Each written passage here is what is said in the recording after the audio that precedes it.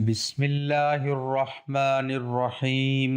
سورت کوثر، سورت اخلاص اور سورت فاتحہ کی طاقت دیکھ لو۔ ان تین سورتوں کو بتائے گئے طریقے کے مطابق اگر کوئی یہ تین سورتوں کا وظیفہ ہے، جو کوئی بھی شخص اس وظیفے کو کر لے گا وہ مالا مال ہو جائے گا۔ اگر آپ چاہتے ہیں کہ آپ کا نصیب بدل جائے، آپ کی تقدیر بدل جائے، تو ہرگز اس وظیفے کو مت چھوڑیے گا۔ محترم ناظرین، آج کا وظیفہ بہت ہی خاص اور مجرب ہے۔ آج میں آپ کی خدمت میں ایک ایسا عمل لے کر حاضر ہوا ہوں جس کی برکت سے انشاءاللہ اللہ پاک آپ کے کاروبار میں برکت عطا فرمائے، رزق اور دولت کو کشادہ کریں۔ آج کا وظیفہ قرآن پاک کی بہت پیاری سورت فاتحہ، سورت اخلاص اور سورت کوثر کا ہے، جو بے شمار برکتوں اور رحمتوں اور فضیلتوں کا خزانہ ہے۔ یہ صورتیں رنج و غم کو دور کرتی ہیں، قلب مومن کو فرحت و شادمانی اور خوشیاں دیتی ہیں۔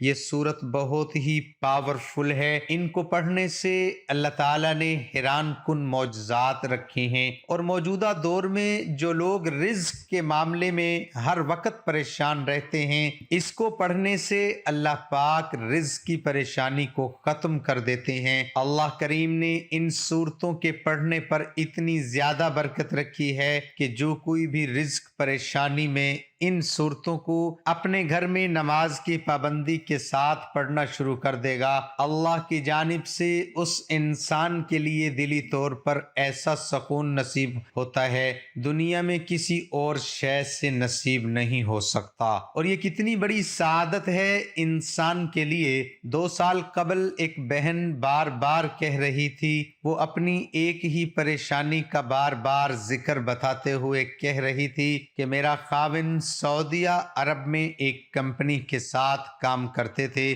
اس وقت گھر کے حالات بہت ہی اچھے تھے۔ آپ جانتے ہیں کہ جب انسان کے حالات اچھے ہوں تو اس کا فرق گھر کے ماحول پر ہی پڑتا ہے۔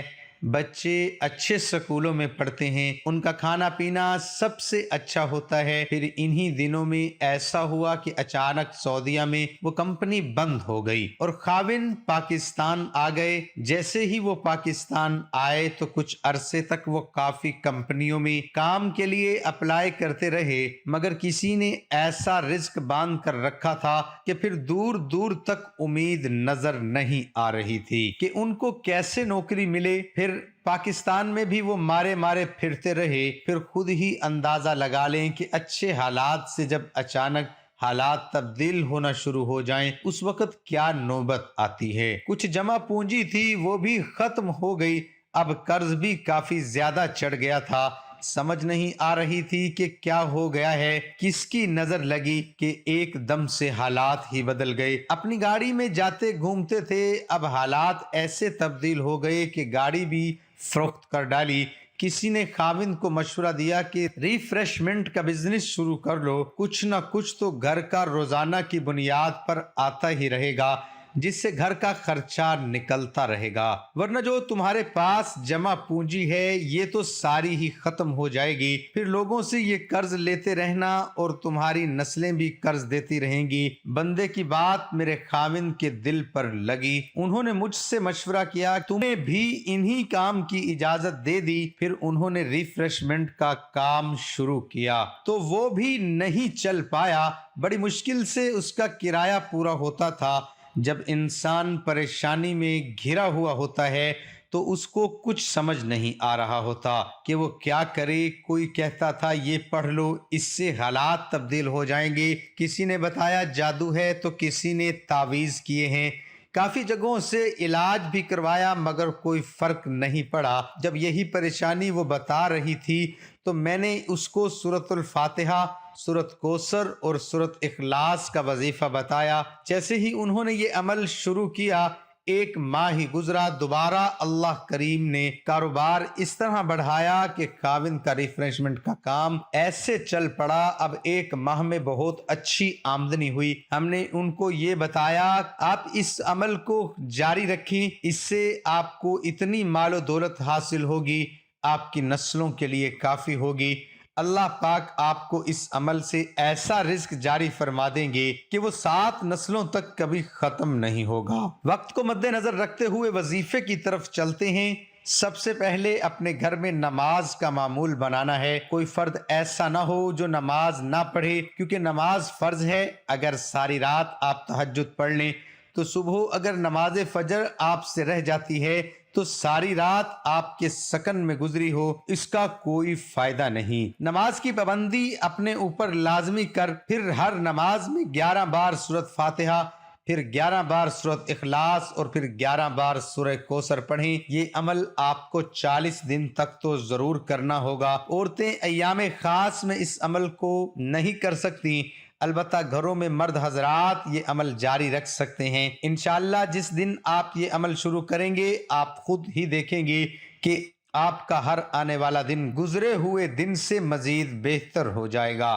بس اللہ کی ذات پر امید رکھیں، جب رب کریم کبھی آپ کو مایوس نہیں کریں گے۔ اپنے اللہ کریم کی محبت کا یہ واقعہ بھی سن لیں۔ آپ اللہ سے یہ مانگتے وقت اپنے گناہوں کو کہ میں تو بہت گنہگار ہوں، مجھ سے بہت گناہ ہوئے ہیں، غفور الرحیم کی ذات سے آج آپ توبہ کر لیں، اپنے اللہ کو منا لیں، صلح کر لیں، اللہ پاک جلد مان جاتا ہے۔ توبہ سے بے شمار واقعے سے بھری پڑی ہے۔ کہیں لوط علیہ السلام جیسے انبیاء کی بیوی جہنم کے ایندھن بن رہی ہے تو کہیں فرعون جیسے دشمن دین کی بیوی آسیہ اسلام قبول کر کے جنت میں ختم المرسلین صلی اللہ علیہ وآلہ وسلم کی زوجہ کا شرف حاصل کر رہی ہیں۔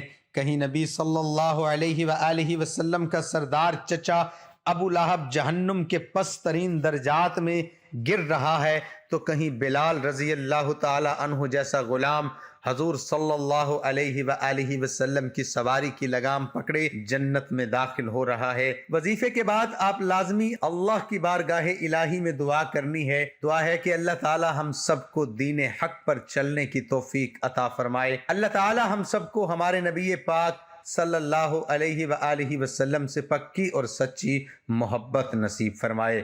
اور اللہ تعالیٰ سے دعا ہے کہ جو لوگ پریشان ہیں اللہ تعالیٰ سب کی پریشانیوں کو دور فرمائے اور ہم سب کو 5 وقت نماز با جماعت ادا کرنے کی توفیق عطا فرمائے۔ دعا ہے کہ اللہ تعالیٰ میرا سنانا اور آپ کا سننا اپنی بارگاہ الہی میں قبول اور منظور فرمائے، آمین ثم آمین۔ اور اللہ تعالیٰ سے دعا ہے کہ جو لوگ پریشان ہیں اللہ تعالیٰ سب کی پریشانیوں کو دور فرمائے اور ہم سب کو 5 وقت نماز با جماعت ادا کرنے کی توفیق عطا فرمائے۔